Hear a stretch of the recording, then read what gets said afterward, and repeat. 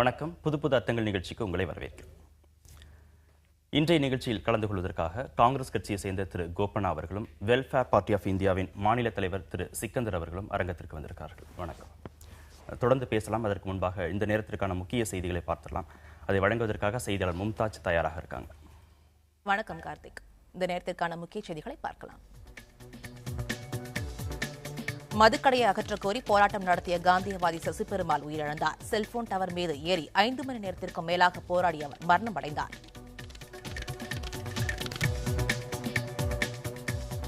அதிகாரிகளின் அலட்சியமே சசிபெருமாளின் உயிரிழப்புக்கு காரணம் என அவரது சொந்த கிராம மக்கள் குற்றம் சாட்டியுள்ளனர்.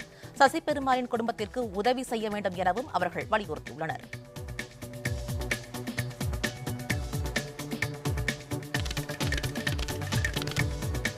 அதிகாரிகளின் அலட்சியமே சசிபெருமாளின் உயிரிழப்புக்கு காரணம் என அவரது சொந்த கிராம மக்கள் குற்றம் சாட்டியுள்ளனர்.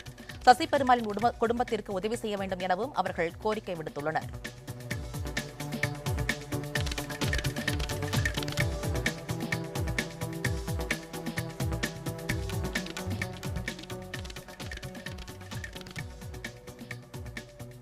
சசிபெருமாள் உயிரிழப்புக்கு பல்வேறு அரசியல் தலைவர்கள் இரங்கல் தெரிவித்துள்ளனர். மதுவுக்கு எதிராக போராடியவரின் மரணம் வருத்தமளிப்பதாகவும் அவர்கள் வேதனை கூறியுள்ளனர்.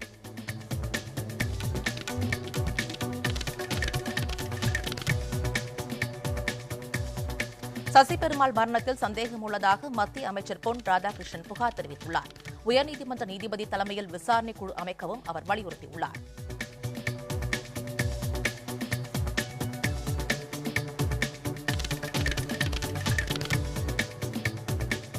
அப்துல் கலாம் பிறந்த நாள் இளைஞர் எழுச்சி தினமாக கொண்டாடப்படும் என தமிழக அரசு அறிவித்துள்ளது.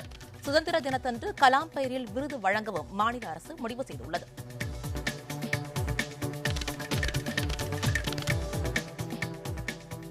மேட்டூர் அணையை வரும் 9ஆம் தேதி திறக்க முதலமைச்சர் ஜெயலலிதா உத்தரவிட்டுள்ளார். அப்போது முறை வைக்காமல் தண்ணீர் திறக்க விவசாயிகள் கோரிக்கை விடுத்துள்ளனர்.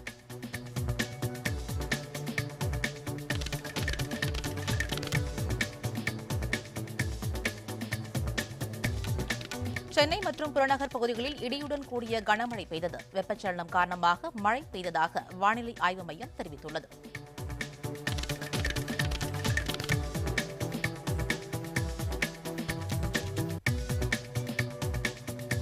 பெட்ரோல் விலை லிட்டருக்கு ₹2.43 குறைக்கப்பட்டது. டீசல் விலை லிட்டருக்கு ₹3.60 குறைக்கப்பட்டுள்ளது.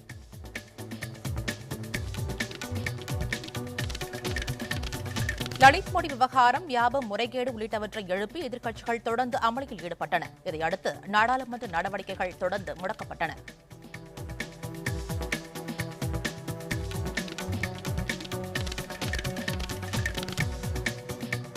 லிபியாவில் கடத்தப்பட்ட 2 இந்தியர்கள் மீட்கப்பட்டனர். மீதமுள்ள 2 மீட்க இந்திய வெளியுறவுத்துறை தீவிர நடவடிக்கை எடுத்து வருகிறது.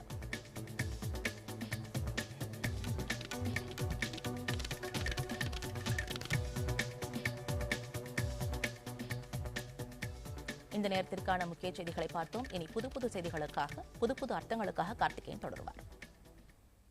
நன்றி மும்தாஜ். தொடர்ந்து பேசலாம். இந்து தீவிரவாதம் அப்படிங்கிற வார்த்தை தீவிரவாதத்திற்கு எதிரான போரை பலவீனமாக்கியது அப்படின்னு உள்துறை அமைச்சர் ராஜ்நாத் சிங் பேசியிருக்கிறார்.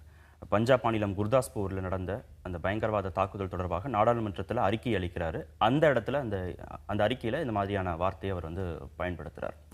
இந்து பயங்கரவாதம் அப்படின்னு சொன்னவர் முன்னாள் மத்திய அமைச்சர் ப. சிதம்பரம். இல்லை, மத அடிப்படையிலான ஒரு பயங்கரவாத கருத்துக்கள், மதவாத கருத்துக்கள் இந்த நாட்டிலே துவப்பட்டு நீண்ட காலமாக சுதந்திரத்துக்கு பின்பு இந்த கருத்துக்கள் இந்த நாட்டிலே பரப்பப்பட்டு இந்த நாட்டில் மிகப்பெரிய இந்த நாடே பிரிவினை ஏற்படுகிற அளவுக்கு செயல்பட்டு பிறகு மகாத்மா காந்தி படுகொலை என்று தொடர்ந்து இந்த வன்முறை தாக்குதலை நாம் எதிர்கொண்டு வருகிறோம். இந்த பயங்கரவாதம் எங்கே இருந்து வருகிறது என்று சொன்னால், அதற்கு பின்னால் இப்போ பாபர் மசூதி இடிப்பு, அதை தொடர்ந்து தான் மும்பையிலே அந்த குண்டுவெடிப்பு போன்ற சம்பவங்கள்லாம் நடக்குது. ஆக ஒன்றுக்கு ஒன்று என்று போய்கொண்டிருக்கிறது. ஆக இந்த மாதிரி சூழ்நிலையில் 2007-8 சில குண்டுவெடிப்பு நிகழ்வுகள் நாடு முழுவதும் நடக்குது. அதாவது மேலகான் குண்டுவெடிப்பில் 8 பேர் கொல்லப்படுகிறார்கள். 2008 மெக்கா மஸ்ஜித் ஹைதராபாத் அதில் கிட்டத்தட்ட 14 பேர். சம்ஜிதா எக்ஸ்பிரஸ் அதில் 68 பேர் கொல்லப்படுகிறார்கள். அஜ்மீர் தர்கா தாக்குதல், இப்படி தொடர்ந்து இஸ்லாமிய அவர்களுடைய வழிபாட்டு தலங்கள் இஸ்லாமியர்களை குறிவைத்து தாக்கப்படுகிற ஒரு செயல் நடந்துகிட்டு வர்றதுல இன்னொரு கொடுமை என்னன்னா, இதை இதில் தாக்குதலை நிகழ்த்தியவர்கள் இஸ்லாமியர்கள் என்று சொல்லி இளைஞர்களை கைது செய்து நீதிமன்றத்திலே வழக்கு தொடுத்தாங்க. அந்த வழக்கு பலவற்றில் எந்த ஆதாரம் இல்லாமல் விடுவிக்கப்பட்ட பிறகு அதுக்கப்புறம் தான் சில செய்திகள் வெளிவர ஆரம்பித்தன. இதற்கு பின்னாலே இந்துத்துவ அமைப்புகள் இருக்கிறாங்கன்னு சொல்லி அபினவ் பாரத் போன்ற அமைப்பு, அதற்கு பிறகு ஸ்ரீகாந்த் புரோஹித் என்கிற ஒரு இராணுவத்திலே இருக்கிற உயர் அதிகாரி, சுவாமி அசிமானந்த், அதுக்கு பிறகு சாத்வி பிரியா சிங் தாக்கூர் என்ற ஒரு பெண் சாமியார், இவர்களெல்லாம் இதில் மாஸ்டர் மைண்டாக இருந்து சதி திட்டம் நிறைவேற்றி இந்த குண்டுவெடிப்பிலே இவர்கள் சம்பந்தப்பட்டிருக்கிறார்கள் என்று மகாராஷ்டிராவில் இருக்கிற anti terrorist squad and Hemant Karkare என்கிறவர், அவர் மட்டும் இறக்காமல் இருந்தால் இந்த தீவிரவாதிகள் இந்நேரம் சிறையில் அடைக்கப்பட்டு தண்டிக்கப்பட்டிருப்பார். ஆனால் துரதிருஷ்டவசமாக அந்த மும்பை அந்த குண்டுவெடிப்பு சமயத்திலே அந்த தாக்குதலில் அவர் இறக்க நேரிட்டது. ஆக இதுபோல இன்னும் தொடர்ந்து நீதிமன்றங்களே அந்த வழக்கு இருக்கிறது. அந்த சமயத்தில் 2010 மத்திய உள்துறை அமைச்சராக இருந்த சிதம்பரம் அவர்கள் சாஃப்ரன் டெரர், காவி பயங்கரவாதம் என்கிற ஒரு வார்த்தையை பயன்படுத்தார். இஸ்லாமிய தீவிரவாதம்னு சொல்றீங்களா? தொடர்ச்சியாக குற்றம் சாட்டப்படுகிறது அப்படிங்கிற அடிப்படையில் அதை மறுக்க வேண்டிய நிர்பந்தத்தில் இப்படியும் நடக்கிறது அப்படின்னு சொல்வதற்காக உள்துறை அமைச்சராக எந்த தீவிரவாத தாக்குதலே இஸ்லாமியரோடு சம்பந்தப்படுத்தி பேசுகிறீர்களே, இது என்ன தாக்குதல், இது சாஃப்ரன் டெரர் என்று ப. சிதம்பரம் மிக துணிச்சலாக அந்த கருத்தை அன்றைக்கு கூறினார். சிக்கந்தர், அதாவது முதல்ல இந்த தீவிரவாதம் பயங்கரவாதம் என்பதற்கு மத அடையாளம் பூசுவதே மிக மிக மோசமான ஒரு செயல். இதை முதல்ல கொண்டு வந்தது பிஜேபி தான். தீவிரவாதத்தை தீவிரவாதமாக பார்க்க வேண்டும், பயங்கரவாதத்தை பயங்கரவாதமாக பார்க்க வேண்டும். இப்போ திருடு அப்படின்னு வச்சிங்கன்னா இல்லை முஸ்லீம் திருடன், ஹிந்து திருடன், கிறிஸ்தவ திருடன் என்று நாம் பிரிப்பதில்லை. அதே மாதிரி கொலகாரன்ல முஸ்லீம் கொலகாரன், இந்து கொலகாரன், கிறிஸ்தவ கொலகாரன் என்று பிரிப்பதில்லை. வன் செயல்களை, கொடூரமான செயல்களை கொடூரமான செயலாக பார்க்க வேண்டும். ஆனால் இது முதலாக இந்த இஸ்லாமிய தீவிரவாதம் அப்படிங்கிறத இந்த பிஜேபி தான் என்ன செய்யறது, அதை சார்ந்தவர்கள் தான் தொடர்ந்து சொல்லி கொண்டு வந்தார்கள். எதுவரை நடந்தது அப்படின்னு கேட்டிங்கன்னா, சம்ஜோதா எக்ஸ்பிரஸில் குண்டுவெடிப்பு நடப்பதற்கு முன்பு வரை, ஹைதராபாத்தில் மெக்கா பள்ளிவாசல் குண்டுவெடிப்புக்கு அஜிமானந்தா கைது செய்யப்படுவதற்கு முன்பு வரை, அப்போ அன்றைய உள்துறை அமைச்சராக இருந்த ப. சிதம்பரம் அவர்கள் காவி பயங்கரவாதம் அப்படின்னு சொன்னார். அப்போ உள்துறை அமைச்சர் சொன்னார்னா அதுக்கு பொருள் இல்லாமல் இருக்காது. அவருக்கு வந்த தகவல் அடிப்படையில் தான் அவர் என்ன செய்கிறார், அவர் சொல்லுகிறார். பிறகு சிறைக்கு போகிறாங்க, அது நிரூபிக்கப்பட்டு இருக்கிறது.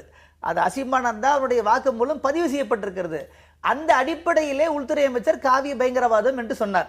அதற்கு பிறகுதான் என்ன அது டேர்ன் ஆச்சுன்னு கேட்டீங்கன்னா, பயங்கரவாதத்தை காவிய பயங்கரவாதம், முஸ்லீம் பயங்கரவாதம் என்றெல்லாம் பேசக்கூடாது என்று சொல்லி வந்தார்கள்.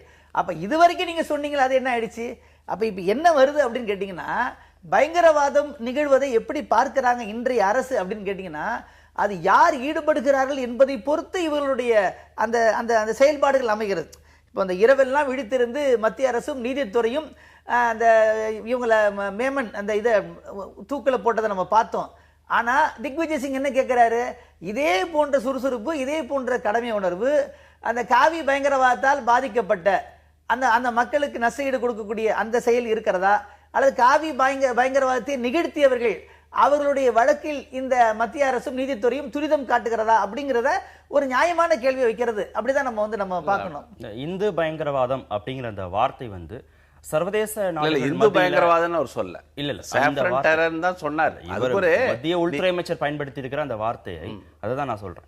அந்த வார்த்தை பயன்படுத்தி இருக்கிற வார்த்தை சர்வதேச நாடுகள் மத்தியில இந்தியாவுக்கு ஒரு தலைக்குனிவை ஏற்படுத்துகிறது, வேறு விதமான ஒரு பார்வையை ஏற்படுத்துகிறது, தீவிரவாதத்தை எதிர்ப்பதற்கான அந்த திராணி சற்று குறைக்கிறது, பலத்தை குறைக்கிறது அப்படின்னு இல்ல. இந்த பயங்கரவாதம் தீவிரவாதத்துக்கு பின்னாலே கம்யூனல் பாலிடிக்ஸ் இருக்கு, இல்லைன்னு சொல்ல முடியாது. இதன் மூலம் இன்னைக்கு கோத்ரா ரயில் எரிப்பு, அதற்கு தொடர்ந்து நிகழ்வுகள், அதை தொடர்ந்து இஸ்லாமியர்கள் கொல்லப்பட்டதெல்லாம் அதற்கு பின்னாலே அதில் வாக்கு வங்கி அரசியல்லாம் இருக்கு. இதுக்கு பின்னணியே வாக்கு வங்கி அரசியல், மெஜாரிட்டேரியனிசம், பெரும்பான்மை மக்களை சிறுபான்மை மக்களுக்கு எதிராக கன்சாலிடேட் செய்வதற்கு ஒரு அமைப்பு தொடர்ந்து RSS இயக்கம் கிட்டத்தட்ட 50-60 ஆண்டுகளாக முயற்சி செய்து அதனுடைய பலனை பாஜக அனுபவிக்கிறது, ஜனசங்க அனுபவித்தது. இதுபோல அரசியலை காங்கிரஸ் கட்சி மதச்சார்பின்மை என்கிற கொள்கை, அதாவது பெரும்பான்மைக்கும் சிறுபான்மைக்கும் மைய பகுதியில் எங்களுக்கு எந்த மதச்சார்பின்மைனா நாங்கள் மதத்திற்கு எதிரானவர்கள் அல்ல, எல்லா மதங்களுக்கும் சம உரிமை சம வாய்ப்பு வழங்கப்பட வேண்டும் என்கிற கோரிக்கையை வைத்தவர்கள் காங்கிரஸ் கட்சி. ஆனால் இவர்கள் இந்துத்துவ அரசியலை பேசுவது, ஒரு பக்கம் மதச்சார்பின்மை பேசுவது, போலித்தனமாக இவர்கள் தான் நடந்து கொண்டு இந்த நாட்டிலே மத நல்லிணக்கத்தை, அதாவது டிவிசிவ் பாலிடிக்ஸ், மக்களை மத அடிப்படையில் பிளவுபடுத்துகிற சக்தியாக பாஜக இருக்கிற வரை இது போன்ற வகுப்புவாத பயங்கரவாத வார்த்தை பாகிஸ்தான் ஆதரவு தீவிரவாத அமைப்புகளுக்கு உறுதுணையாக இருக்கிறது. இந்த பாகிஸ்தான் தீவிரவாதம், இந்த மாதிரி எல்லை தாண்டிய பயங்கரவாதம் எல்லாம் வருவதற்கு காரணமே இந்த RSS போன்ற அமைப்புகளுடைய, அதாவது சிறுபான்மை மக்களுக்கு எதிரான தாக்குதல், அதற்கு எதிராக ஒரு பாதுகாப்பற்ற தன்மை. எல்லா மக்களுக்கும் சம உரிமை இருக்கிறது, இந்துக்களுக்கும் இஸ்லாமியர்களுக்கும் சம உரிமை அரசமைப்பு சட்டத்திலே வழங்கி இருக்கிறோம். அதாவது இந்த நாடு பிளவுபட்ட போது பெரும்பான்மை மக்கள், இந்து மக்கள் வாழ்கிற இந்த நாட்டில் நாம் பாதுகாப்பாக இருக்க முடியும் என்று மகாத்மா காந்தி, ஜவஹர்லால் நேரு நம்பி லட்சக்கணக்கான இஸ்லாமியர்கள் இந்த நாட்டிலே குடியிருப்பது என முடிவு செய்தார்கள். அவர்களுக்கு பாதுகாப்பை அரசமைப்பு சட்டம் வழங்கி இருக்குது. ஆனால் அதை பறிப்பதற்கு ஒவ்வொரு கட்டத்திலும் இந்த பாஜகவும் RSSம் முயற்சி செய்கிறது. அதன் விளைவுதான் இது போல பயங்கரவாத செயல்களை தவிர காங்கிரஸ் கட்சி என்றைக்குமே பயங்கரவாதத்திற்கு துணையாக போனது கிடையாது. சிறுபான்மை மக்கள் தவறு செய்யறாங்க அப்படின்னு குற்றம் சாட்ட போது வராத ஒரு கோபம், பெரும்பான்மை மக்கள் தவறு செய்யறாங்க அப்படின்னு அரசையே சுட்டி காட்டும் போது கோபம் வருகிறதா? இது எப்படி புரிஞ்சுக்கிறது? முந்தைய அரசாக இருக்கட்டும், காங்கிரஸ் அரசாக இருக்கட்டும், இல்ல பாரதிய ஜனதா அரசாக இருக்கட்டும், இந்த தீவிரவாதத்தை எதிர்க்கிறது அப்படிங்கிற விஷயங்களை எப்படி எல்லாம் செயல்படுறாங்க? இல்ல, உண்மையிலே நீங்க பாத்தீங்கன்னா இதய சுத்தியோடு இந்த அதிகார வர்க்கம் செயல்படவில்லை என்பதுதான் கடந்த கால வரலாறு நமக்கு காட்டுகின்ற ஒன்று. முசஃபர் நகர் கலவரத்தினுடைய பின்னணியிலே அன்றைக்கு உள்துறை அமைச்சராக இருந்த சுஷில்குமார் சிண்டே சொல்கிறார், இந்த இந்து பயங்கரவாதம் தான் இதற்கெல்லாம் பின்னணியாக இருக்கிறது அப்படின்னு. அந்த வார்த்தை சொன்னதற்காக அன்றைக்கு பாராளுமன்றத்தையே முடக்கியவர்கள், கடைசியிலே அன்றைக்கு உள்துறை அமைச்சர் அவர்கள் அந்த வார்த்தையை வாபஸ் வாங்க வேண்டியது வந்துச்சு. அந்த தங்களுக்கு எதிரான வரக்கூடிய வார்த்தைகளை அவர்கள் நீக்குவதற்கு காட்டுகின்ற முயற்சி உண்மையிலேயே இதய சுத்தியோடு அந்த சம்பவங்கள் நடைபெறாமல் இருப்பதற்கு முயற்சி எடுக்கிறாங்களா அப்படின்னு பார்த்தீங்கன்னா அது கிடையாது. ஆக தொடர்ந்து தெளிவான முறையில் அவர்கள் வகுப்புவாத பிரச்சாரத்தை செய்கின்றார்கள். அந்த வாக்கு வங்கியினுடைய அடிப்படையில் தான் அவர்கள் செயல்படுகிறார்கள். ஆக இந்த நாட்டை பிளவுபடுத்தினால்தான் நாங்கள் மீண்டும் ஆட்சிக்கு வர முடியும் அப்படிங்கறத பகிரங்கமா பேசுறாங்க. இது ஒளிச்சு மறைச்சலாம் இல்லை. என்ன சொல்றாங்க? ஆக 92 பாபரி மஸ்ஜித் இடிப்புக்கு பிறகு நம்மளுடைய எண்ணிக்கை எவ்வளவு கூடியிருக்கு பாருங்க, எம்பிக்களுடைய எண்ணிக்கை எப்படி கூடியிருக்கு பாருங்க என்று அவர்கள் பேசக்கூடிய பல செய்திகள் ஊடகங்களே பரவி கிடக்கின்றன. ஆக அவங்களுடைய அடிப்படையே என்னன்னு கேட்டீங்கன்னா இந்த மாதிரி ஒரு பயங்கரவாத செயலை ஆதரிக்க வேண்டும். அதிலும் குறிப்பாக காவி பயங்கரவாதத்துக்கு நாம் ஆதரவாக இருக்க வேண்டும், மற்றவர்கள் செய்தால் அதற்கு எதிர்ப்பாக இருக்க வேண்டும். அதாவது எதிர்வினையை பேசுகிறாங்களே தவிர முன்வினை என்ன செய்ய மாட்டேங்கிறாங்க. கோபனா ஒரு குண்டுவெடிப்பு சம்பவத்தை குறிப்பிட்டாரு, மெக்கா குண்டுவெடிப்பு சம்பவம். அதுல ஒரு செய்தித்தாளுடைய நிருபர் கைது செய்யப்படும் போது அவர் சொல்றார், நான் முஸ்லீம்ங்கிற அடிப்படையில் மட்டும்தான் நான் கைது செய்யப்பட்டேன், நான் முஸ்லீமாக இல்லாமல் இருந்திருந்தால் பயங்கரவாதி அப்படிங்கிற முத்திரை என் மீது விழாமல் இருந்திருக்கும், என்ன மாதிரி நூற்றுக்கணக்கான அப்பாவி இளைஞர்கள் இன்னமும் சிறையில் வாடிட்டு இருக்கிறாங்க. அப்போ ஒரு சிறுபான்மை மக்கள் மீது தேவையற்ற கோபம் அப்படின்னு, சிறுபான்மை மக்களாக இருந்தால் இப்படிதான் இருப்பார்கள் அப்படிங்கிற மாதிரியான ஒரு பார்வை மாறுவதற்கு ஒரு உள்துறை அமைச்சராக இருந்த அந்த ஒரு பொறுப்புமிக்க வார்த்தையை இல்ல இவங்க செய்யல இவங்களும் செய்யறாங்கன்னு சொல்ல வேண்டிய கட்டாயத்திற்கு சிதம்பரம் அன்று தள்ளப்பட்டாரா? இல்ல, சிதம்பரம் அன்னைக்கு சொல்றது யதார்த்தமான, அதாவது நடந்த நிகழ்வுகள் அடிப்படையில் சொல்றாரு. இப்ப நீங்க என்ன பார்க்கணும்னு கேட்டீங்கன்னா ஒரு கட்டத்தில் இவங்க என்ன சொல்றாங்க, நீங்கள் சொல்வதற்கு என்ன ஆதாரம் இருக்குது என்று கேட்டு நம்ம வாயை அடைத்து விடுகிறார்கள், சிறுபான்மை மக்களுடைய வாய்களை அடைத்து விடுகிறார்கள். ஆனால் அன்றைக்கு பொறுப்பில் இருக்கின்ற உள்துறை அமைச்சரே சொல்லுகின்ற பொழுது அதை எதிர்க்கிறார்கள். ஆக இரட்டை நிலை. இவங்களுக்கு சாதகமாக செய்தி வந்தால் அதை பெரிதுபடுத்துகிறார்கள், இவர்களுக்கு பாதகமாக வந்தால் அதை என்ன பண்றாங்கன்னா ஒன்றுமில்லாமல். இன்னைக்கு கூட நீங்க பாத்தீங்கன்னா இந்த யாக்கூப் மேமனுடைய தூக்குல கூட என்ன வருகிறது, அவர் முஸ்லீமாக இருக்கிறார் என்பதற்காக இவ்வளவு விரைந்து செயல்படுகிறார்கள். இதே குற்றச்சாட்டு சஞ்சய் தேத்தின் மீதும் இருக்கிறது. அதனால் அவர் என்ன பண்றாருன்னா அவருக்கு 5 ஆண்டாக குறைக்கப்படுகிறது. அடிக்கடி பெயில வருகிறார். அப்சல் குருவை பத்தி நீங்க பேசவே இல்லையே? இல்ல பேசலாம், இப்படி நிறைய சொல்லிக்கிட்டு இருக்கலாம். அவர் வெளியே வர்றாரு, அவர் என்ன சொல்றாரு, நான் நடிக்கணும், என்னை நம்பி முதலீடு போட்டிருக்காங்கன்னா ரொம்ப கருணையோடு பார்க்கிறாங்க. அதே மாதிரி அப்துல் குரு விவகாரத்திலையும் கூட இரவோடு இரவாக அவங்க குடும்பத்தவர் கூட தகவல் சொல்லாம என்ன செய்யறாங்க, இவங்க நிறைவேற்றுறாங்க. அப்ப அந்த அப்துல் குரு, யாக்கூப் மேமன் இப்படிலாம் வச்சு பார்க்கின்ற பொழுது சஞ்சய் தத்துகள் இங்கே பாதுகாக்கப்படுகிறார்கள், ஸ்ரீகாந்த் புரோஹித் இங்கே பாதுகாக்கப்படுகிறார், மாயா கோட்னானி அந்த அவருக்கு அமைச்சர் பதவியே கொடுக்கப்படுகிறது. அப்ப இவங்க என்ன பார்க்கறாங்கன்னா குற்ற செயலை குற்ற செயலாக பார்க்கவில்லை, குற்ற செயலை யார் செய்கிறார்கள் அப்படின்னு பார்க்கறாங்க. அதை செய்தவர்கள் சிறுபான்மை மக்களாக இருந்தால், தலிதுகளாக இருந்தால், முஸ்லிம்களாக இருந்தால் அவர்களுக்கு என்ன தண்டனை கொடுப்பதற்கு முன் வருகின்றார்கள். அதே மற்றவர்களாக இருந்தால் அவர்களுக்கு பதவியை கொடுத்து அலங்கரிக்கின்றார்கள். அதனால காங்கிரஸும் இதே மாதிரியான நிலைப்பாட்டை தான் இருக்குது அப்படிங்கிற குற்றச்சாட்டு. எப்படி வந்ததுன்னா, பொதுவா இந்த மலேகான் குண்டுவெடிப்பு சமயத்துல அப்பாவி இஸ்லாமியர்கள் கைது செய்யப்பட்டாங்க. அப்புறம் அந்த ட்ரையல்ல பாத்தீங்கன்னா எவிடன்ஸே இல்லை, அவர்களை நீதிமன்றம் விடுவிச்சு விடுது.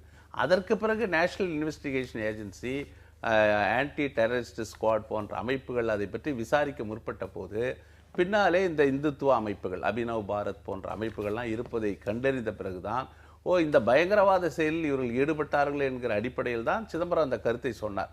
அதனால இவர்கள் கோவப்பட வேண்டிய அவசியம் இல்லை. ஏன்னா பயங்கரவாத செயலில் ஈடுபட்ட காரணத்தால் பார்வை இருக்க வேண்டியது இல்லை அரசுக்கு. நாங்க அந்த அடிப்படை எதற்கெடுத்தாலும் இஸ்லாமியர்கள் மீது பழியை போடுகிற நேரத்துல இது இப்படி நடந்திருக்கிறது, இதில் இந்த காவி பயங்கரவாதம் இங்கே சம்பந்தப்பட்டிருக்கிறது என்கிற ஒரு கருத்தை சொன்னார். ஏன்னா அது சொல்ல வேண்டி இருக்கு. ஏன்னா உண்மையை உலகத்துக்கு சொல்ல வேண்டிய அடிப்படையில் சொன்னேன். நான் கேட்கிறேன், இவ்வளவு பேசுகிற பயங்கரவாதத்துக்கு எதிராக பேசுகிற பாஜக, ராஜ்நாத் சிங், இதே பாபர் மசூதி இடிக்கப்பட்டு 23 ஆண்டுகள் ஆயிடுது. இடித்து தரைமட்டமாக்கிய கொடிய குற்றத்தை செய்த, கிரிமினல் குற்றம் செய்தவர்கள் இன்றைக்கு பல அமைச்சர்களாகவும் பல பொறுப்புகள் இருக்க, அவர்கள் மீது என்ன நடவடிக்கை எடுக்க? ராஜ்நாத் சிங் அந்த அறிக்கையிலேயே இஸ்லாமியர்களுக்கு அவருடைய வழிபாட்டு தலம் தரைமட்டமாக்கப்பட்ட பிறகு அவர்களுக்கு இன்னும் நீதியே கிடைக்கல. நாடாளுமன்றத்தில் அவர் தாக்கல் செய்த அறிக்கையிலேயே முந்தைய காங்கிரஸ் ஆட்சியின் போது 10க்கும் மேற்பட்ட பயங்கரவாத தாக்குதல்களை பாகிஸ்தான் ஆதரவு பயங்கரவாதிகள் இந்திய நகரங்கள் பலற்றில் நடத்தி இருக்கிறாங்க. ஆனா பிரதமர் நரேந்திர மோடி பதவியேற்ற இந்த ஓராண்டு காலத்துல ஒரு தாக்குதல் கூட நடைபெறவே இல்லை அப்படிங்கிற விஷயத்தை ஓராண்டு ஆயிருக்கிறது. இப்போ உடனே அது பஞ்சாப்ல நடந்திருக்கு. ஆக இந்த பயங்கரவாதத்தை நீங்க இப்படி ஒப்பிடக்கூடாது. அன்றைக்கு நாங்க ஆட்சியில் இருந்த போது இந்த இந்துத்வா, பாரதிய ஜனதா கட்சி போன்ற அமைப்புகள் நிறைய இடங்கள்ல நிர்வாகம் சரியா இருக்கு அப்படிங்கறதுதான் அவருடைய கருத்து. என்னைக்கு இது ஆரம்பிச்சது? பாபர் மசூதி இடிக்கப்பட்ட பிறகுதான் நூற்றுக்கணக்கானவர்கள் கொல்லப்பட்டார்கள். வன்முறை, கோத்ரா ரயில் எரிப்பு, அதை தொடர்ந்து குஜராத் கலவரம், இதெல்லாம் தொடர்ந்து காங்கிரஸ் ஆட்சியிலே நாங்கள் எதிர்கொள்ள வேண்டியிருந்தது. இன்றைக்கு இந்த பயங்கரவாத செயலை தூண்டியவர்கள் இன்றைக்கு ஆட்சியில் இருப்பதனால் ஓரளவு அது குறைந்து இருப்பதாக சொல்லலாமே தவிர, மற்றபடி இதற்கெல்லாம் காரணகர்த்தா இந்த நாட்டில் விஷ வித்தை ஊன்றியவர்கள், நச்சு கருத்தை பரப்பியவர்கள் இந்த இந்துத்துவ அமைப்பு பின்னணி கொண்ட RSS, பாஜக தான். இதுக்கெல்லாம் எந்த விளக்கம் சொன்னாலும் யாரும் ஏத்துக்க மாட்டாங்க. மதம் இருக்க முடியாது, அது இந்து செஞ்சா சரி, முஸ்லிம் செஞ்சா தவறு அப்படிங்கிற மாதிரி அரசாங்கம் எடுக்க முடியாது. என்னுடைய பணியை காங்கிரஸ் பாராட்டியதில்லை அப்படின்னு காங்கிரஸ் கட்சி தலைவர் சோனியா காந்திக்கு சசி தரூர் கடிதம் எழுதியிருக்கிறார். நல்ல பணிகளை செய்யும் போது பாராட்டுறதுல கட்சி தலைமைக்கு என்ன சிக்கல் இருக்க முடியும்? இல்லை, எங்க பாராட்டு அவருக்கு அவசியமே இல்லை. நரேந்திர மோடியினுடைய பாராட்டு மழையில் அவர் இன்னைக்கு ரொம்ப மகிழ்ச்சியில் இருக்கிறாரு. அவரை நாங்கள் ஏன் பாராட்ட வேண்டிய அவசியம் இல்லை. ஏன்னா அடிப்படையில் நாடாளுமன்றத்தில் இன்றைக்கு விவாதம் செய்வதற்கு முன்பாக ஒரு நிபந்தனையை காங்கிரஸ் கட்சி வைத்திருக்கிறது. லலித் மோடி அந்த முறைகேடுகளில் சம்பந்தப்பட்ட சுஷ்மா சுவராஜ் பதவி விலக வேண்டும், வசுந்தரா ராஜே அவர் பதவி விலக வேண்டும், சிவராஜ் சௌகான் வியாபம் அந்த ஊழல் வழக்கு இருக்கிற பிரச்சனையில் பதவி விலக வேண்டும் என்ற கோரிக்கைகளை வலியுறுத்தி நாடாளுமன்றத்திலே நாள்தோறும் பிரச்சனையை காங்கிரஸ் கட்சி எழுப்பி வருகிறது. இந்த பிரச்சனையெல்லாம் தவிர்த்து விட்டு நாடாளுமன்றத்தில் பங்கேற்க வேண்டும் என்று இவர் ஒரு கருத்தை சொல்ல, அந்த கருத்து நாடாளுமன்றத்தின் கூட்டத்தில் நடந்த கருத்து பத்திரிகையாளர்களுக்கு போயிருப்பதற்கு இவர்தான் காரணம் என்று இவர் மீது ஒரு குற்றச்சாட்டு வந்திருக்கு. இன்னைக்கு என்ன நிலைமைன்னா, கருத்தே சொல்லக்கூடாது அப்படிங்கிற இல்லை, நான் அப்படி சொல்லலை, நான் கருத்து சொல்லட்டும். ஆனால் நீங்கள் நரேந்திர மோடியை சசி தரூர் பாராட்டுவது, சசி தரூரை மோடி பாராட்டுவது, இதெல்லாம் காங்கிரஸ் கட்சிக்குள்ள சசி தரூர் இருக்கிறாரு அப்படிங்கிறது எப்படி உண்மையோ அது மாதிரி சசி தரூர் அப்படிங்கிறது இந்திய குடிமகன் அப்படிங்கிறது ஒரு பிரதமருடைய பணிகளை, ஒரு நாட்டுக்கு இருக்க வேண்டிய நல்ல பணிகளை ஒரு சாதாரண குடிமகனா கூட பாராட்டக்கூடாது அப்படிங்கிறது இல்லை. பாரதிய ஜனதா கட்சியை பொறுத்தவரை நாங்கள் போர்க்களத்தில் நிற்கிறோம். நீங்கள் அவர்களை எதிர்த்து பல முனைகளிலே நாங்கள் போராடி வருகிறோம். அடிப்படையில் பாஜகவும் காங்கிரஸ் கட்சியும் 100க்கு 100 மாறுபட்ட வேறுபட்ட கொள்கைகளை உடைய கட்சிகள். அவர்களோடு எந்த கொள்கைகளையும் காங்கிரஸ் கட்சி சமரசம் செய்து கொள்ள முடியாது. அடிப்படையிலே நாங்கள் வேறுபட்டவர்கள். இப்போ சமாஜ்வாடி கட்சியோ அல்லது ராஷ்டிரிய ஜனதா தளமோ கம்யூனிஸ்ட் கட்சியிலோ பல கொள்கைகளில் எங்களுக்கு உடன்பாடு உண்டு. ஆனால் பாரதிய ஜனதா கட்சியிலே எந்த கொள்கையிலும் எங்களுக்கு உடன்பாடு இல்லை. அப்படி கடுமையாக அவர்களை எதிர்த்து எங்கள் தலைவர் ராகுல் காந்திக்கு நாடாளுமன்றத்திற்கு உள்ளேயும் வெளியேயும் போராடி கொண்டிருக்கிற போது அவருக்கு பாராட்டுரை வழங்க வேண்டிய அவசியம் சசி தரூருக்கு ஏன் ஏற்பட்டது என்கிற விஷயத்துல தான் இதில் ஏதோ உள்நோக்கம் பின்னணி இருக்கு, எதற்காக இப்படி பேசுகிறார் என்று பலவிதமான கருத்துக்கள் அவர் அதை பற்றி வெளிவருது. அது ஆக்ஸ்போர்டில் சசி தரூர் பேசினார். உண்மையிலே ரொம்ப அற்புதமான ஒரு உரை. ஆக பிரிட்டிஷ் அந்த ஆட்சியில் வந்து சாலைகள் போட்டது, ரயில்வேக்களை மேம்படுத்தினதெல்லாம் மக்கள் நலன் பொது நலனுக்காக அல்ல, தங்களுடைய சுயநலனுக்காக வேண்டி தங்களுடைய வியாபாரத்துக்காக செஞ்சார் அப்படிங்கிறத ரொம்ப ஆதாரப்பூர்வமாக அருமையான முறையில் உரையாற்றினார். அது உண்மையிலேயே பாராட்ட வேண்டியது தான். அதை ஒரு பிரதமர் என்ற முறையில் நரேந்திர மோடி அவர்கள் பாராட்டியதை நாமும் ஒத்துக்கொள்கிறோம், அது மாற்று கருத்து இல்லை. ஆனால் அவருடைய பின்னணியை பாருங்கள். ஏன் அவர் இவரை பாராட்டுகிறார்?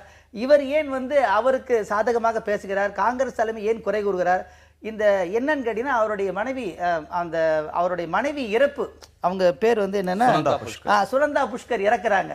அது என்னன்னா, பாகிஸ்தானுடைய ஒரு பெண்ணோடு சசி தரூருக்கு தொடர்பு இருந்தது. இப்ப நம்ம என்ன கேட்கிறோம்னா, இதே சசி தரூர் இருக்கிற இடத்துல இன்னொருத்தர் இருந்தாருன்னா, அவர் பாகிஸ்தான் பெண்ணோடு தொடர்பு இருந்து அவருடைய மனைவி இறந்திருந்து அவர் இதைவிட சிறப்பான உரை ஆற்றியிருந்தால் இதே நரேந்திர மோடி வாயினால் இந்த பாராட்டு கிடைச்சிருக்குமா? அப்ப இவங்க என்னன்னு கேட்கிறாங்கன்னா, வகுப்பாதமாக அணுகுகிறார்கள், சுயநலமாக அணுகுகிறார்கள். தங்களுக்கு சாதகமாக யாரெல்லாம் இருப்பார்களோ அந்த தனி மனித பலகீனத்தை பயன்படுத்துகிறார்கள். பெரிய இந்த மிகப்பெரிய நமக்கு வருத்தம் என்னன்னு கேட்டீங்கன்னா, சிறந்த அறிவாளிகளாக இருக்கக்கூடியவர்கள் தன்னுடைய சுய வாழ்க்கையில் நடக்கின்ற அந்த பலகீனங்களை என்ன பண்றாங்கன்னா எதிர்க்கட்சிகள் சாதகமாக பயன்படுத்துகிறார்கள். மோடியை பத்தி, அரசு நிர்வாகத்தை பத்தி சசி தரூர் பேசவே இல்லை, விமர்சனமே வைக்கல அப்படின்னு சொன்னா சரி. அவர் பேசியிருக்கிறார், இந்துத்துவா கொள்கையை பாரதிய ஜனதா முன்வைக்கிறது, முன்னிலைப்படுத்துகிறது இந்த அரசு. அமைச்சர்கள் வந்து வரம்பு மீறி பேசுறாங்க, கண்டிப்பாக பிரதமர் நரேந்திர மோடி இவர்களெல்லாம் கண்டிக்கணும்னு அந்த விமர்சனத்தையும் அவர் வைக்கிறார். பாராட்ட மட்டும் அவர் தெரிவிக்கல, விமர்சனத்தை அவருடைய அணுகுமுறை என்னன்னா, அதை கொஞ்சம் பாராட்டுறது, கொஞ்சம் எதிர்க்கிறது. அதாவது கேட்ட நானும் பாராட்டிட்டேனே அப்படின்னு சொல்றது, நான் என்ன மாதிரி எதிர்ப்பா அப்படின்னு சொல்றது. ஆக இவங்க ரெண்டு பேருக்கு ஒரு அண்டர்ஸ்டாண்டிங் ஏற்பட்டு இருக்கிறது அப்படிங்கறதா இன்னைக்கு ஊடகத்திலிருந்து ரொம்ப தெளிவாக தெரிகிறது. ஆக இவர் வந்து தன்னுடைய வழக்கிலிருந்து, தன்னுடைய மனைவி வழக்கிலிருந்து இவர் விடுபட வேண்டும் என்றால் இன்றைக்கு ஆளுகின்ற நரேந்திர மோடியினுடைய ஆதரவு இவருக்கு தேவைப்படுகிறது. அதுக்காக இவர் காங்கிரஸ் எந்த எக்ஸ்ட்ரீமுக்கு போயினாலும் விமர்சிப்பதற்கு இவர் வந்து தயங்க மாட்டார் என்பதுதான் இன்னைக்கு வந்து யதார்த்தமான ஒரு உண்மை. ஐநா சபையிலே பணியாற்றி கொண்டிருந்தவர் அதில் விட்டு விலகி வந்த போது அவருக்கு நாடாளுமன்ற உறுப்பினராக வாய்ப்பு வழங்கி இப்போ 2வது முறையாக இருக்கார். அமைச்சர் பதவி கொடுத்தோம், எல்லாம் அவருக்கு நாங்கள் கொடுத்தோம்.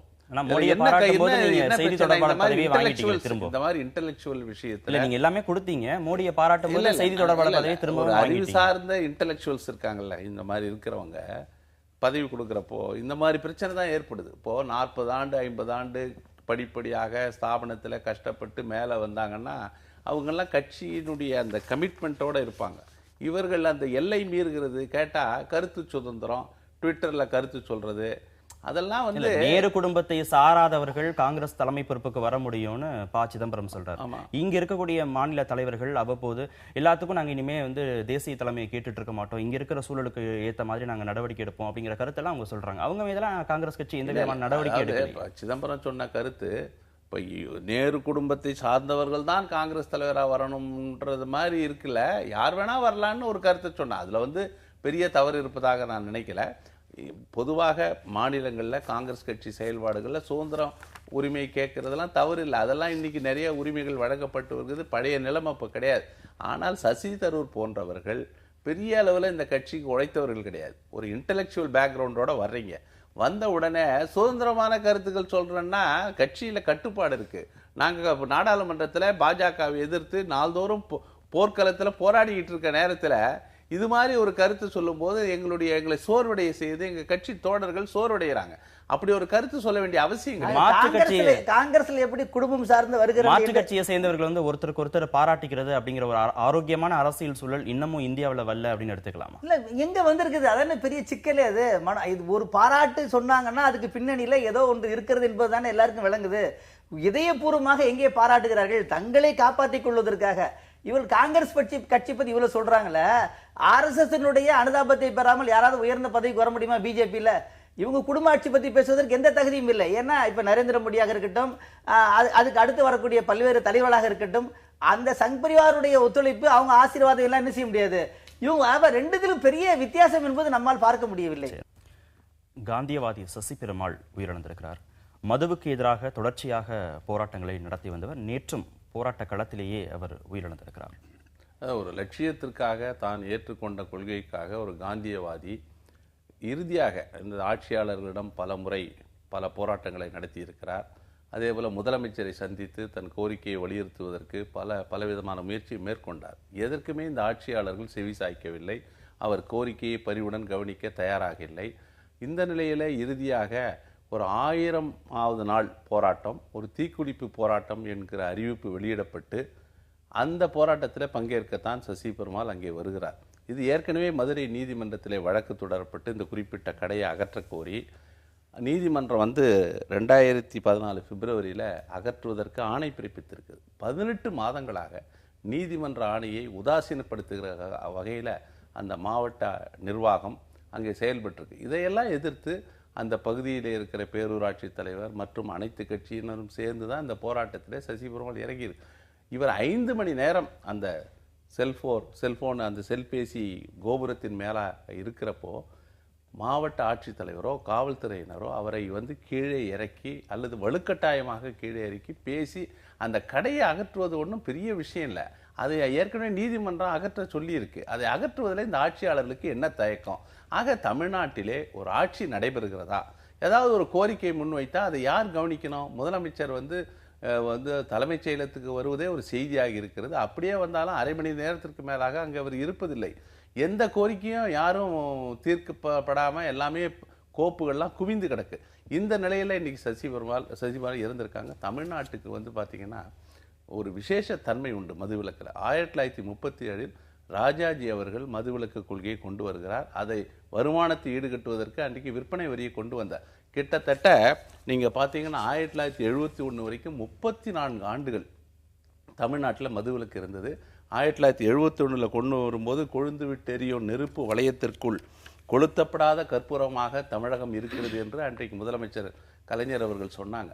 அன்றைக்கி தமிழ்நாடும் குஜராத் மட்டும்தான் மதுவிலக்கு இருந்தது.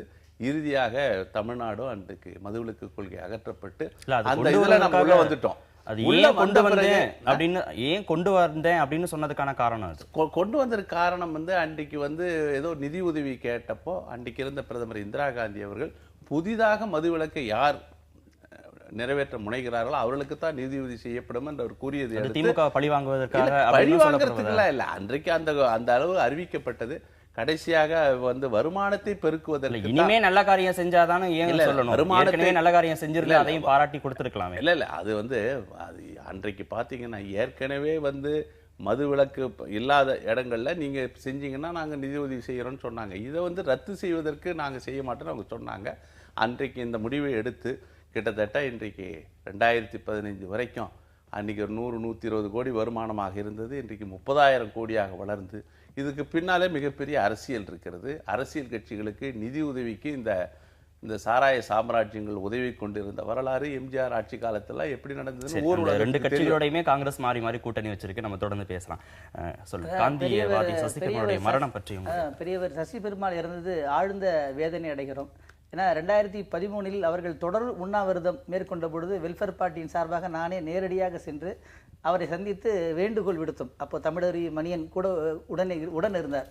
அந்த மாதிரி நீங்கள் போராடாதீங்க, இப்படிப்பட்ட போராட்டங்கள் இந்த அரசை சென்று அடையாது அப்படிலாம் நம்ம சொல்லியிருக்கிறோம். அப்புறம் அவர் கன்னியாகுமரியிலேருந்து தொடர் நடைபயணம் மேற்கொண்ட போது கூட ஆங்காங்கே வெல்ஃபேர் பார்ட்டியை சார்ந்தவர்கள் வரவேற்று அதுக்கெல்லாம் ஆதரவு கொடுத்துருக்குறாங்க. ஆனால் இந்த அரசு கொஞ்சம் கூட ஈவிரக்கம் இல்லாமல் நடந்து கொண்டிருக்கிறது என்பதை தான் நாம் பார்க்கிறோம். அதில் குறிப்பாக அதை புரிஞ்சுக்கணும்னு அவர் ஒரு பேட்டியில் சொல்கிறாரு, சரித்திர பெருமை வாய்ந்த தமிழகத்தை 1971 ஆகஸ்ட் மாதத்துக்கு பிறகு சாராய முதலாளிகள் ஆண்டு வருகிறார்கள். அப்படி ஒரு கரும்புள்ளி வரலாறாக தமிழகத்தை மாற்றிவிட்டார்கள். சாராய சாம்ராஜ்யத்தை நடத்துவதற்கு சட்டமன்றத்தை கேடயமாக பயன்படுத்துகிறார்கள். அடுத்தவர் காய்ச்சினால் கள்ள சாராயம், அரசே காய்ச்சினால் நல்ல சாராயம் என்று விற்கிறார்கள். இதனால் இலங்கையில் இனப்படுகொலை நடந்தது போல தினமும் தமிழகத்தில் சாராய படுகொலைகள் நடந்து வருகின்றன.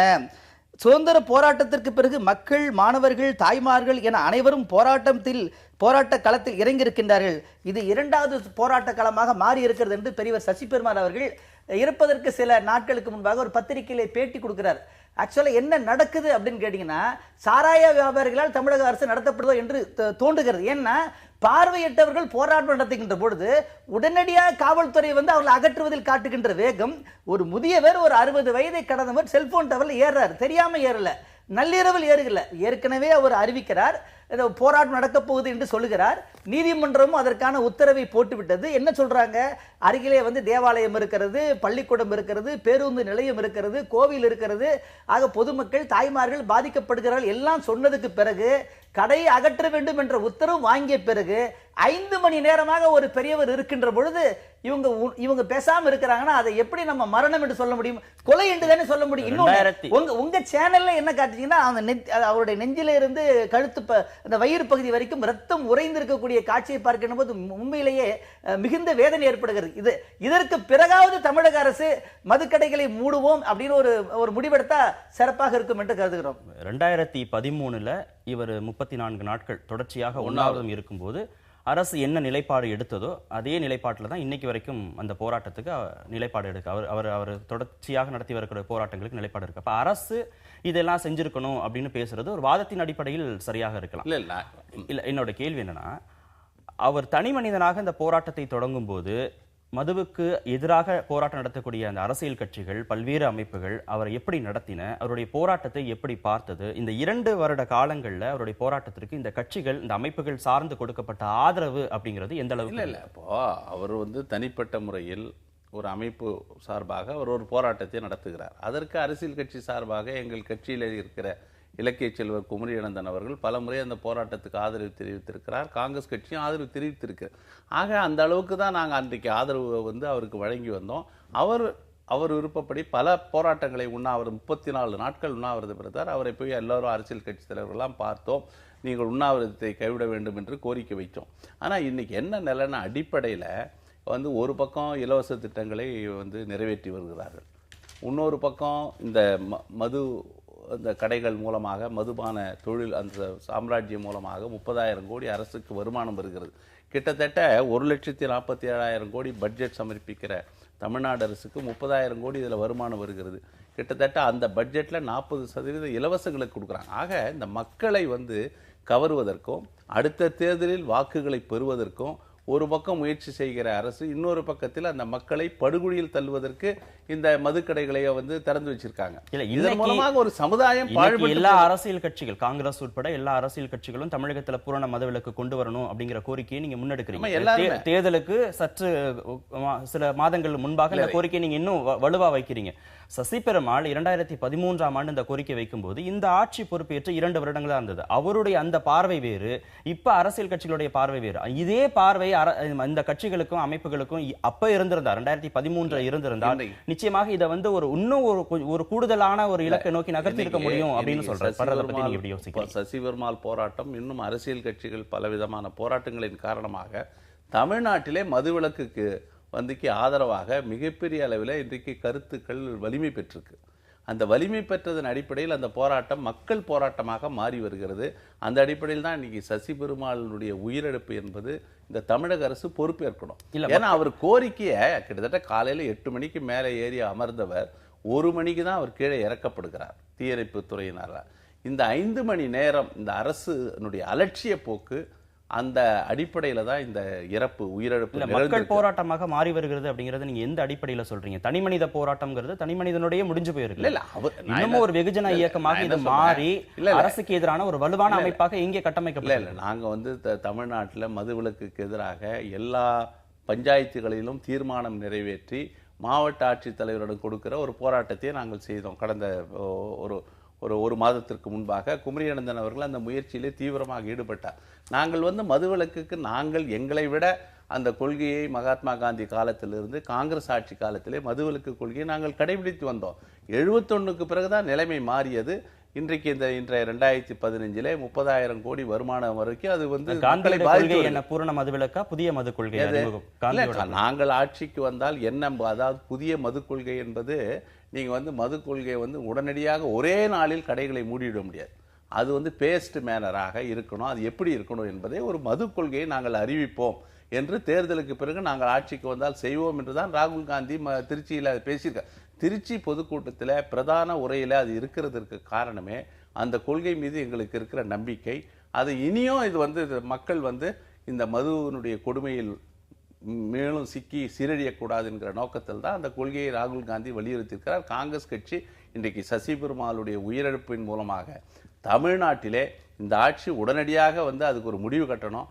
இல்லை என்று சொன்னால் கடும் விளைவுகளை இந்த ஆட்சி சந்திக்க நேரிடும். அந்த சசி பெருமாள் உயிரிழப்புக்கு இந்த ஆட்சி பதில் சொல்லணும். இல்லை என்றால் அதற்குரிய விலையை அவர்கள் கொடுக்க வேண்டிய நிலை ஏற்படும். தமிழகத்தை சேர்ந்த எல்லா கட்சிகளும் இப்போ ஒரு புள்ளியில நிற்கிறாங்க. பூரண மதுவிலக்கை தமிழகத்தில் கொண்டுட்டு வரணும் அப்படின்னு நினைக்கிறாங்க.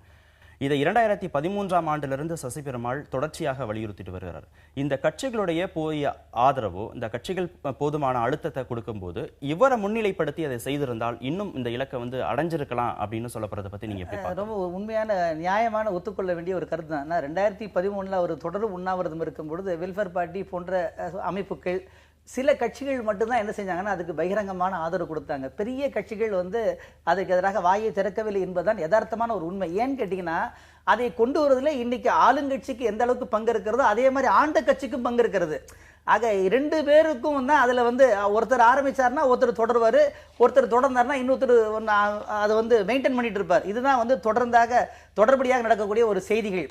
ஆனா இன்னைக்கு வந்து வேற வழி இல்லாம நீங்க சொன்ன மாதிரி தேர்தல் நெருங்கிறது, வெகுமக்களுடைய கருத்து இன்னைக்கு அதிகமாகி கொண்டே போகிறது. அப்ப அதனால ஒரு அழுத்தத்தின் காரணமாக என்ன செய்யறாங்க, மதுவிலக்கை வந்து அவங்க வந்து ஆதரித்தே தீர வேண்டிய ஒரு கட்டாயத்துக்கு உட்படுகிறார்கள்.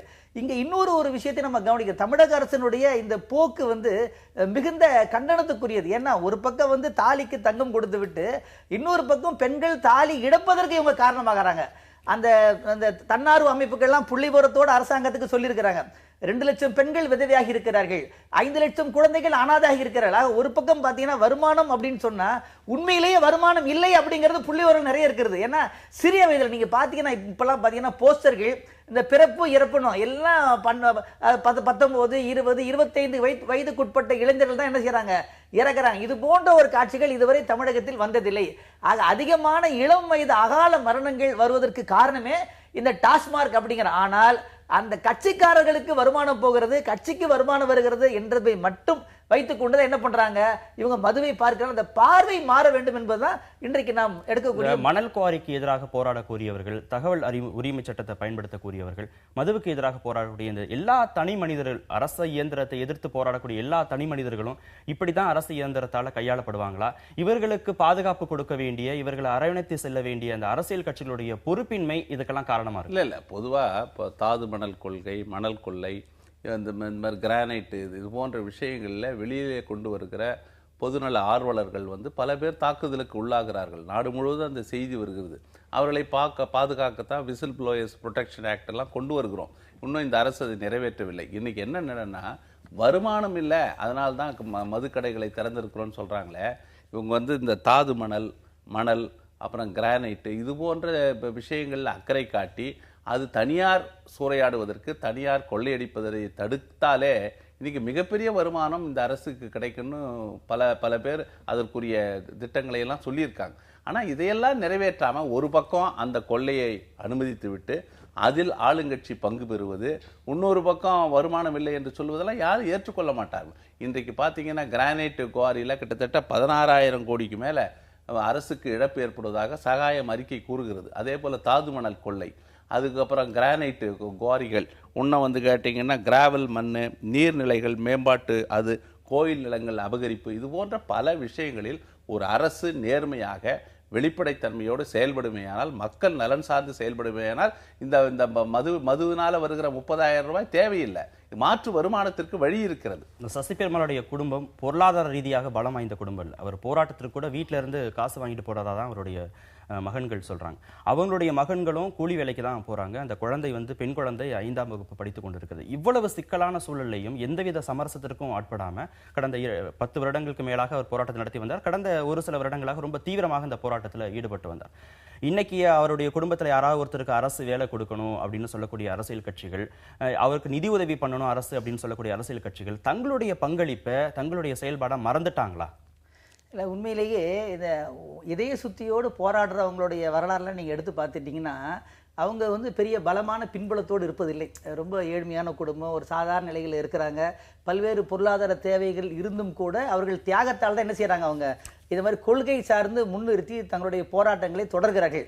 ஆனால் இறந்ததுக்கு பிறகு அந்த குடும்பத்திற்கு இழப்பீடு கொடுப்பது மட்டும் தீர்வல்ல. உண்மையிலேயே நாம் சசி பெருமாள் அவர்களுடைய அந்த மரணத்தை நாம் சரியான பார்வை பார்க்க வேண்டும் என்றால் அதற்காக இந்த மதுக்கடைகளை அகற்றக்கூடிய போராட்டத்தில் எல்லா அரசியல் கட்சிகளும் இதய சுத்தியோடு ஈடுபட வேண்டும். இன்றைக்கு ஆளும் கட்சி கூட இறங்கி நாங்கள் மூடி விடுகிறோம் அப்படிங்கிற ஒரு முடிவுக்கு வருவதுதான் ஒரு பொருத்தமாக இருக்குமே தவிர குடும்பத்தை சேர்ந்தவங்க கூட எங்களுக்கு இழப்பீடு கொடுங்க, எங்களுக்கு அரசு வேலை கொடுங்க அவங்களும் கேட்க மாட்டாங்க. தமிழகத்துல பூரண மத விலக்கு மட்டும் நீங்க அமல்படுத்துங்க, உடனே சொல்றாங்க. அதுதான் வேணும். இப்ப ஏன் கேட்டீங்கன்னா உண்மையிலேயே மிகப்பெரிய வேதனை என்னன்னா, என்னோட கேள்வி என்னன்னா அந்த பெருந்தன்மை அரசியல் கட்சிகளுக்கு இல்லையான்னு நான் கேட்கிறேன். எல்லா சுயநலம் பிரச்சனை எல்லா கட்சிகளுக்கும் சார்ந்தவர்களுக்கும் சாராய ஆலைகள் இயங்குகிறது அப்படின்னா தொடர்ந்து மீடியாக்கள் வருகிறது. அப்ப தங்களுடைய நலம் பாதிக்காம இருக்கணும் அப்படிங்கறத அவங்க முன்னெடுக்கிறாங்களே தவிர உண்மையிலேயே பிரச்சனைக்கு இதய சுத்தியோடு தீர்வு காண வேண்டும் என்பதுல அவங்க அக்கறை செலுத்தவில்லை என்பதை அவங்களுடைய செயல்பாடுகள் காண்பிக்கின்றன. நேரம் சசிகலாவோட குடும்பத்தாருடைய கோரிக்கையை நிறைவேற்றப்படணும் அப்படிங்கறதா அனைவருடைய எதிர்பார்ப்பு. அரங்கத்திற்கு உங்களுடைய கருத்துக்களை பதிவு செய்ததுக்கு மிக்க நன்றி. நேயர்களை மற்றொரு நிகழ்ச்சியில் சந்திக்கலாம். நன்றி, வணக்கம்.